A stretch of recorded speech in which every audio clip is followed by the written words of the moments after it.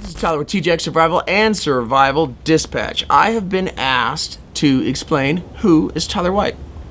So, fortunately, I know the answer to that question. I think the more important question is, what do I know and why should you listen to what I have to teach? So I'm going to try to tell you some of the things that I've done so that you know why I know what I'm talking about when I teach the things that I try to teach.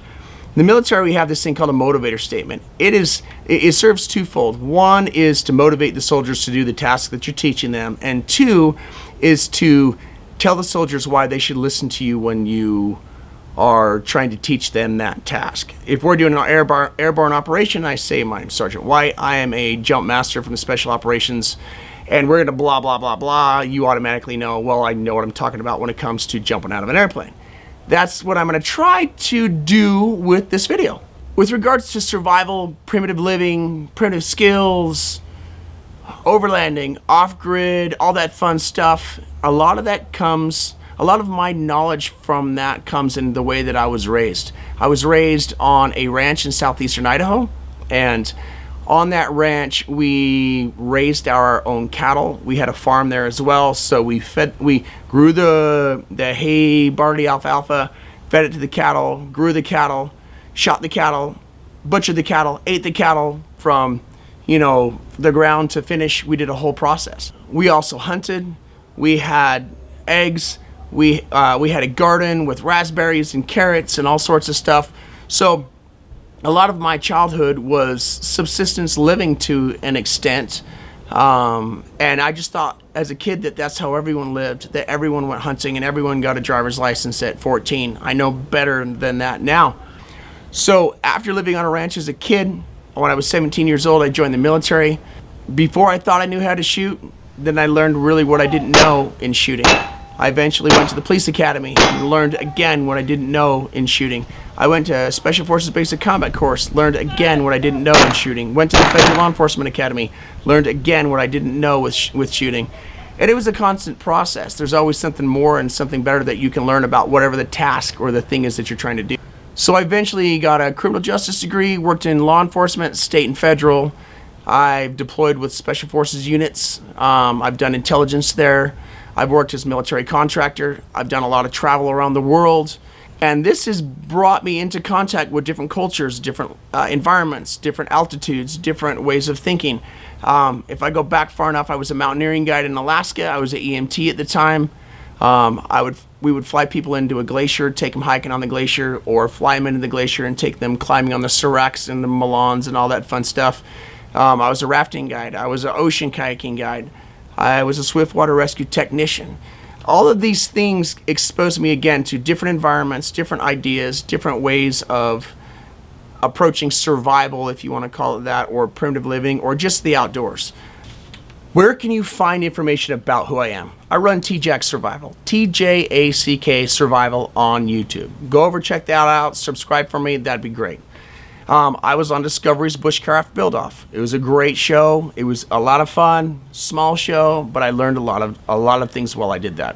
I've created content for National Geographic educators through the Hutchings Museum, and I've had content from my YouTube channel purchased for the History Channel. So as far as who I am from that perspective, that's who I am.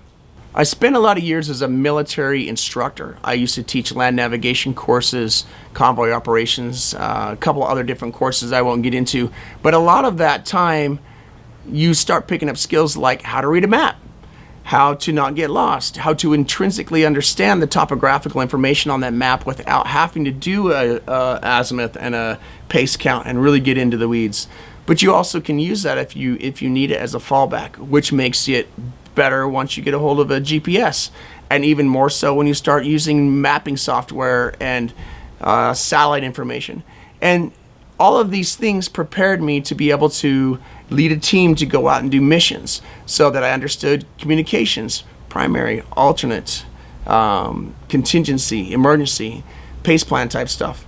And as a soldier over all of these years, I also really like to play the what if game. Okay, so if we play the what if game deep enough, it's always going to end with you naked somewhere in the middle of nowhere with no help.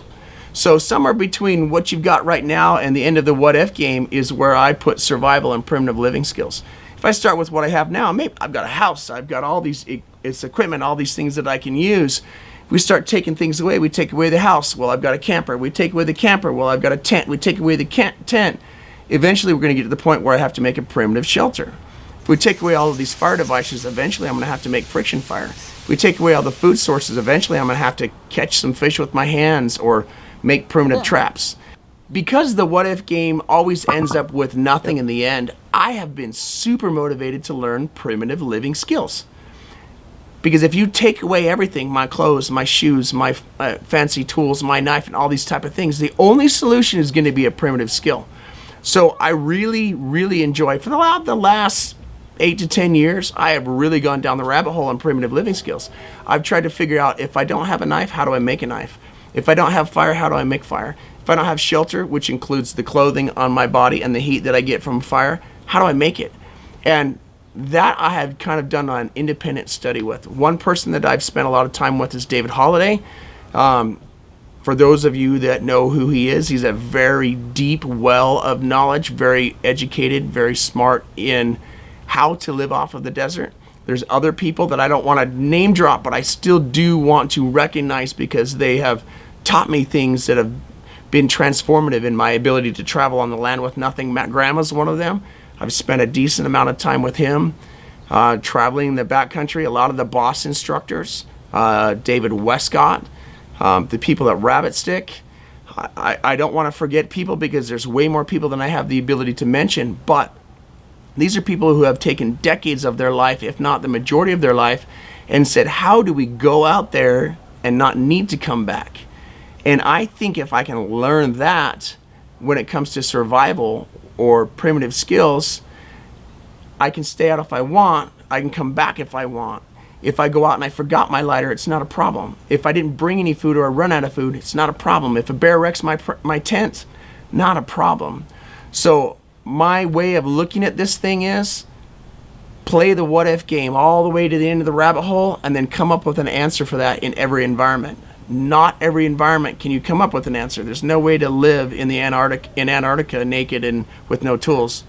Okay, well then if we back that off a little bit, what tools do I need to survive? And then what tools do I want to survive? And then what tools make it completely cush?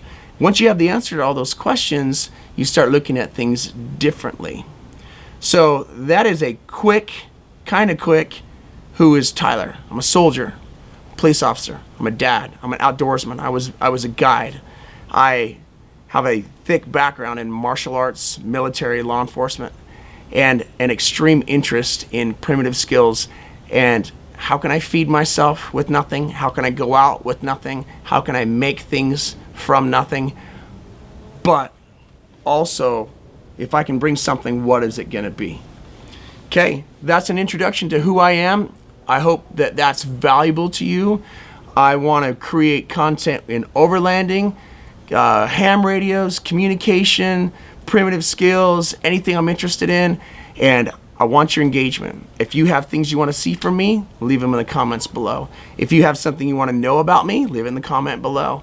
If you have stuff that I've done you don't want to see, tell me. I'll try to engage with everyone. And thank you for watching.